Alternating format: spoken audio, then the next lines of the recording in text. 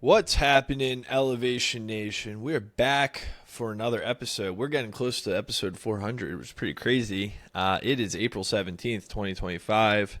Sam is a little sick. It's not the allergies.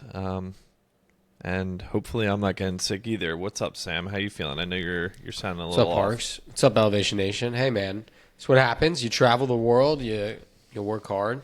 Sometimes your body needs to recover. And so we're battling a head cold. It's working its way through its system. We're in the brain congestion, sinus congestion stage. Hopefully tomorrow's the cough stage, and then we're done. But yeah, such is life. Oh, stages. How are you? You already know how it's gonna play out, is what you're saying? I hope so. That's my plan. What's your routine when you feel like you're getting sick and it's only getting worse? Like, how are you remediating the sickness? I take a lot of vitamin C, take some Zicams, try to get healthy. We'll see. It's all good. I'm ready to talk mindset and Fortitude 15. No one cares about my cold. We push through. I got mental fortitude. So this is just par for the course. We're all good. Par for the course. Well, I hope you feel better. Drink up some water, and more importantly, get some sleep. That is always very, very helpful. And some sunlight, even though you might not have the fortitude right now to get outside. Today's episode, we're going to be talking, if you've been following along and you've been seeing some of the clips, I got all these books behind me. And there's one that came up in a recent podcast conversation with new elevator, Jack Adler, who we will be releasing the podcast for in probably a month or so. He's the founder of Out to Win, entrepreneur doing incredible things. And towards the end of the conversation, there was a lot of talk about sports because that's the industry that he's in. The idea of The Infinite Game, written by Simon Sinek, came up. And this is a really interesting book. And I think, Sam, we wanted to maybe dive a little bit deeper into what he's talking about in the book and the controversial take that I gave on the podcast. I was about to say, this all stemmed because you said something that I completely disagree with, and we were going to debate it, but I said, Parker, let's save it for Fortitude 15. So do you want to drop the controversial take to the people so they can see why I was so annoyed with you? I don't know why you were so annoyed with me, because it's coming from a very brilliant man. We were talking about how in sports, I brought up this idea that, a football game, for example, is finite, right? There is a winner and there is a loser at the end of the game. And then I was like, well, in business, you're not playing a finite game where there really isn't a winner or necessarily a loser, because there's no end clock. And I know I did say on the podcast there's only losers but there's no winners, but I want to take it back because I reread some of the things that Simon said in his book, and it says on the inside cover, in infinite games like business or politics or life itself, the players come and go. The rules are changeable and there is no defined endpoint. There are no winners or losers in an infinite game. There is no such thing as winning business or winning life. For example, there is only ahead and behind. And so we're still on this topic here, and I don't know if you agree or disagree, but I imagine, and from the conversation, that elevation you're going to hear in a couple of weeks, Jack and Sam are like, whoa, you can't win in business? And at first I was like, yeah, of course you can win in business, but winning is something that's temporary. It's not something that you're just going to say around, unless you sell out. We're talking about the business itself. Well, I'm glad you walked it back, because your original statement was wrong and incorrect. And I was ready to debate you. I had all my research ready. So a little bit of cheating that you can change your statement, but I'll allow it. That's not cheating. I was owning up to something that I said wrong, which was you said there are only losers and there's no winners. I needed to walk that back, and I did. There's no losers and there is no winners in the infinite game that we are playing in not only business, but life. That, I think, makes more sense than what you said yesterday. Okay. Well, thank you.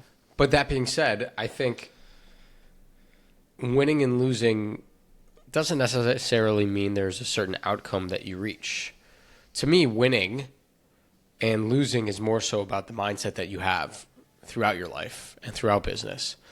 And I would say that is more of what resonates with me of, you can be losing in life or business or whatever if you aren't feeling good about it or you're not feeling positive about it or it's getting you down. Whereas you can be winning in life or business if you're enjoying the journey, the trajectory that you're headed, the accomplishments, the pitfalls, the lessons learned throughout the way. If you're enjoying it and you're appreciating it and you're grateful for it and it's how you want to live your life, then I would challenge and say that, yeah, you are winning. You might not be the winner, but I think you're winning, to quote. So in your Winning. idea that winning is progressive, it's happening. But it all is kind of your own comparison, right? Like, well, now let's we're get real elevation deep on nomenclature, Parker. Maybe it's winning versus losing exists in business, but a winner and a loser does not. I mean, like I said, the book talks about how in business or in life, all you just got to do is stay in the game. And if you're staying in the game and you're going to continue to push and try to move the needle in whatever it is, then you're playing a game. You're playing that infinite game the right way. Because, I mean, for Elevation Nation, Sam, we've been on this journey 5 years now, right? Let's take perspective here. You could make the argument that we are winning in this game. We have more episodes released than probably 99% of the podcasts out there. We have been able to accomplish our goals as in making an impact, meeting unbelievably successful and cool, inspiring people, and getting on stages. You could make the argument that we're winning. You could also make the argument that we're losing because we haven't monetized the podcast as many podcasts that have 400 episodes do. You could say that we're losing because we haven't spoken in front of 1,000 people. We've only spoken in front of 500 people. You could say we're losing because, man, we still don't do this as our full-time job. It's all perspective. It's all what you define your benchmark as. I would agree. So I guess I'll ask you. Do you think we're winning or losing? I think that we are pushing. And I think that there are wins and losses that happen along the way, just like in a football season. But we're the ones defining those wins and losses, and no one's defining it for us. In a football game, the scoreboard's defining it because when you cross the end zone with a football, you get 7 points. With you and me, we're not defined by the amount of money that we're making. You and I both agree upon that. We're not defined by our downloads. We're not defined by our impressions on social media or our views, or our subscribers, or the amount of people we speak in front of. We're defined by the impact that we are making. And to be honest with you, it's pretty hard to define that impact sometimes. And for you and me, it's more of that feeling that we're chasing. But we're continuing to push. We're pushing. We're pushing and we're pushing. And like I said, we have wins along the way. We have losses along the way. But that doesn't mean that we won or we lost, because we're still here and we're still going. I feel the emotion and the feeling of winning with how much momentum we have and where we're headed. It certainly doesn't mean I don't feel like I'm a loser or we're losing some of the times when we're frustrated and don't know what's next and unsure where we're headed. But boy, am I proud that we stayed in the game long enough to at least see some of the fruits of our labor come to life. And for that, I think we're winning. I think the ability that we get to work on something cool every week, we're winning. So I don't know. Simon Sinek, I hear what you have to say, that there are no winners or losers in life or business. But I think you can certainly be on the trajectory of winning and going in the right direction and feeling good about what you're doing every single day.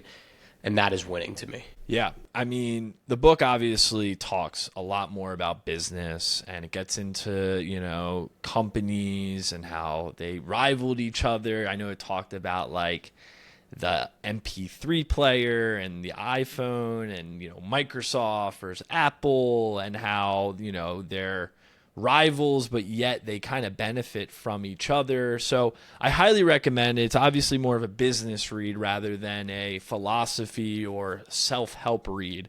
But I'm glad we're having this conversation, because I think as any entrepreneur or any elevator, someone who wants to take their their goals to the next level, you need to be reminded of what is the cause that you're living by? What's your purpose? What's your why? Finding people to surround yourself with to continue to push you as you are going through your infinite game. Understanding who's out there and maybe learning from them, whether it be for us, other podcasts, other speakers, and then being flexible, being able to adapt. How many times have we adapted here, Sam, to stay in the game? 1,000,000 times. Still adapting. Of course. Still adapting. And lastly, but I think the most importantly, is the courage to lead, the courage to push and make bold choices in the face of adversity. And you and I have faced it time and time again, and elevators face it time and time again, because adversity doesn't go away. But we have the courage to continue to lead forward, stay in the game, and push forward. And yes, those wins and losses come regardless. So, elevator spotlight, Sam. Anyone come to mind? Absolutely. To you who's just staying in the game? Elevator number 77, AJ Eckstein, recently announced he's off plan. He had gone all in with Creator Match, his awesome new startup, had been pushing on it for years in the background, went full time this past year, was planning to move to New York City to be surrounded with many entrepreneurs, but he had to pivot. And New York was too expensive for what Creator Match was bringing in and the lifestyle that he wanted to live. So he ended up moving back into Austin, Texas, at about half the price is what it would have been to live in New York. And he's going to build his business from down in Texas for the time being, and until that he can make that jump to New York. And so I'm proud of him for being so transparent and honest. I think some people might think, oh, he must be losing, when really I think this is just a new opportunity for AJ to continue to find ways to win. And he's supposed to be in New York in his mind, but I think really deep down the universe has him supposed to be in Austin, Texas. We don't know why yet, but I think it'll all work out in his favor, and we're proud of you for this next chapter. I know he's not upset for being back in Austin. No, he's a Texas boy. Yeah, he's also halfway back towards home, halfway back towards New York. So, AJ, shout out to you and continuing to honestly inspire us all the time with what you're doing with Creator Match. Sam, it was a fun Fortitude in 15. I'm glad we brought this debate to the table, but I'm also glad that we, made amends because of my I was heated. mistake yesterday. Yeah. I appreciate you so owning Jack, up to it, walking it back. I know you're going to listen to this, Jack. I'm walking it back, but kind of, not fully. All right, Elevation Nation. Until next week. Peace.